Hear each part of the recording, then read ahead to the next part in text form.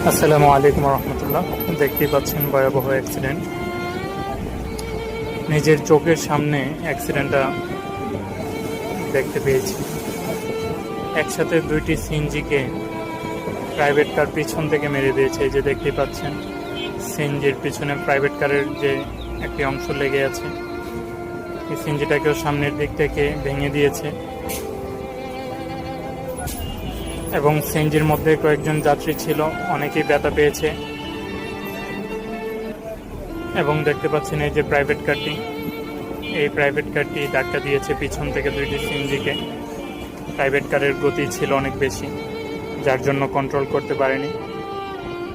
Over স্পিডের কারণে এই দুঃখজনক মর্মান্তিক দুর্ঘটনা ঘটেছে। যারা এই দুর্ঘটনায় আহত হয়েছেন তাদেরকে আল্লাহ তাআলা দ্রুত সুস্থতা দান করুন।